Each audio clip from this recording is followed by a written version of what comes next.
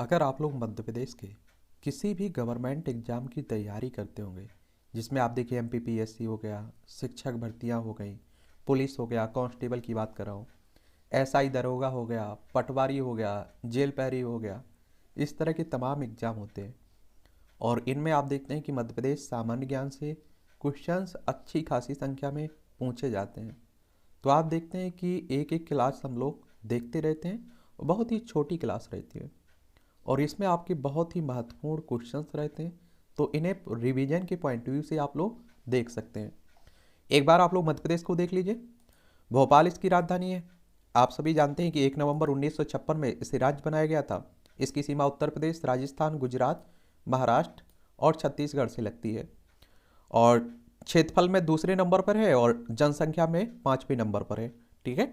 और यहाँ आप देखेंगे विधानसभा में 230 सीटें हैं, लोकसभा में 29 सीटें हैं, राज्यसभा में 11 सीटें आप लोगों को देखने को मिलेंगी। इसमें कर्क रेखा मध्य प्रदेश के कितने जिलों से जाती है?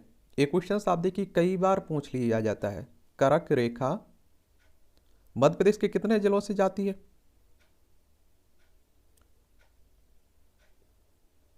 बताइए। तो आपको बता दूं 14 जिलों से होकर जाती है। कितने? 14 जिले। एक बार मैप में देख लीजिए आप लोग कौन कौन से हैं।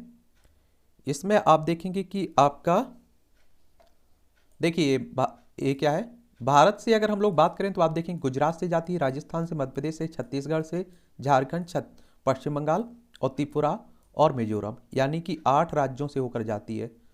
और अगर मध्य प्रदेश में जाए तो देखेंगे आप लोग कि ये रतलाम से होकर जाती है। फिर आप लोग उज्जैन आ जाइए, फिर आगर आ जाइए, राजगढ़ आ जाइए। पहले शाजापुर से होकर जाती थी लेकिन शाजापुर से अलग करके आगर मालवा जिला बना दिया गया तो यहाँ से जाती है। फिर आप देखेंगे कि यहीं सीहोर है, भोपाल से जाती है, विदिशा से जाती है, रायसेन से जाती है, सागर से जाती है, दमोह से जाती है और कटनी से भी जाती है। नीचे जबलपुर आप लोगों को जबलपुर से जाती है, उमरिया से जाती है और शहडोल से जाती है। इस तरह से टोटल आप देखेंगे 14 जिलों से होकर कर्क रेखा जाती है। मध्य प्रदेश का क्षेत्रफल आप देखें तो 3,08,252 वर्ग किलोमीटर में फैला हुआ है। कहीं कहीं आप देखते हैं कि 3,08,200 कितना 245 वर्ग किलोमीटर भी देखने को मिलता है। तो ये दोनों याद रखिएगा। कुछ विवादित भूमि है ना। मध्य प्रदेश की सीमा को कितने राज्य छूते हैं? 5 राज्य छूते हैं।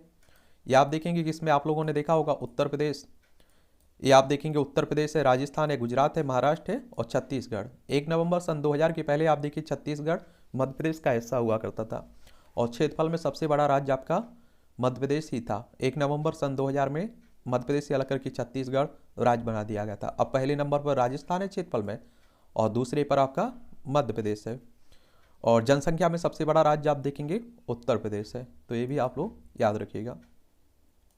मध्य प्रदेश का आकार किस प्रकार का है? तो बैठे हुए ऊंट की तरह है। देखिए यहाँ आप लोग दिखाई दे रहा है, बैठे हुए ऊंट की तरह है। मध्य प्रदेश का सर्वाधिक अंतर्राज्यीय सीमा बनाने वाला जिला कौन सा है? तो आप देखेंगे यहाँ आप लोग नीमच देख लीजिए। पूरा आप देख रहे हैं कि राजस्थान से लगता है तो नीमच आप लोग लगा देना। मध्य प्रदेश से लगा सबसे बड़ा राज्य क्षेत्रफल के अनुसार कौन सा बड़ा है?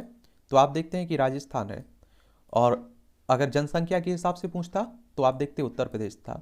ठीक है। क्षेत्रफल में सबसे बड़ा लगा हुआ राज्य आप देखें राजस्थान और जनसंख्या में उत्तर प्रदेश है। मध्य प्रदेश में सर्वाधिक विस्तार किस प्रकार की चट्टानों का है? आर्कियन चट्टानों का। महाराष्ट्र के नागपुर से मध्य प्रदेश के छिंदवाड़ा तक कौन सा शैल समूह पाया जाता है? सौंसर क्रम। कौन सा? सौंसर क्रम। धारवाड़ शैल समूह के निक्षेपण से किस प्रकार की शैल का निर्माण हुआ है? पुराण शैल यानी कि कडप्पा विंध्यन शैल समूह का। ग्वालियर उपक्रम की चट्टानों के ऊपरी और निचली चट्टानों को किस नाम से जानते हैं आप लोग? ऊपरी चट्टानों को मोरार तथा निचली चट्टानों को पार कहा जाता है। ठीक है। गुडविल सद्भावना शिखर किस जिले में है? ये दमोह में है। गौडवाना शैल समूह को किस बेहद समूह में शामिल किया जाता है? आर शैल समूह में। बाघ सीरीज से क्या तात्पर्य है? ये नर्मदा घाटी में बने शैल समूह हैं जिनका निर्माण नदियों तथा एस्चुरियों के द्वारा लाई गई मिट्टियों से होता है। तो ये भी याद रखिएगा। और सोनवाड़ा का पठार किस पठार का हिस्सा है? ये मालवा के पठार का हिस्सा है।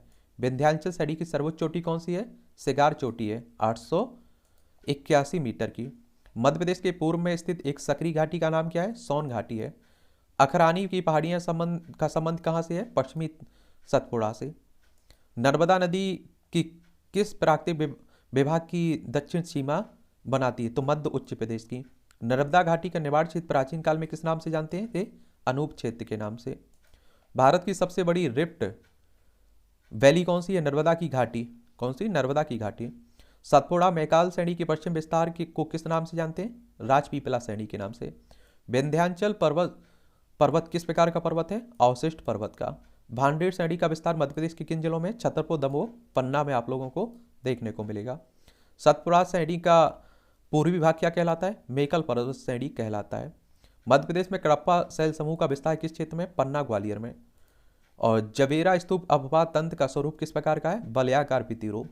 कंचन घाट किस नदी के किनारे है? बेतवा नदी के। बेतवा का मध्य प्रदेश की गंगा क्यों कहा जाता है? प्रदूषणता में समानता के कारण। ठीक है। और परियात पहाड़ से पुराण में किस नदी का उद्गम माना जाता है? क्षिप्रा नदी का। कुंवारी सिंध नदी का उद्गम किस पठार में है? शिवपुरी पठार से है। और भारत की सबसे बड़ी जल विभाजक नदी किसे माना जाता है? चंबल नदी को। चोसला बांध किस नदी पर है? शिवना नदी पर है। और इसमें आप देखेंगे कालिदास के मेघदूत में पार्वती नदी का किस नाम से वर्णन है? निर्भिघन्या। बीहर नदी पर टिप्पणी करना है तो बीहर नदी रीवा पठार से निकलते हुए टोन से मिलती है। और इस पर मध्य प्रदेश का सबसे ऊंचा चचाई प्रपात 130 मीटर या 430 फीट बनाता है, सबसे ऊंचा है ये। ठीक है, तो इनको याद रखिएगा। कुछ महत्वपूर्ण क्वेश्चंस आपके इसी तरह के हम लोग हर क्लास में देखते रहेंगे।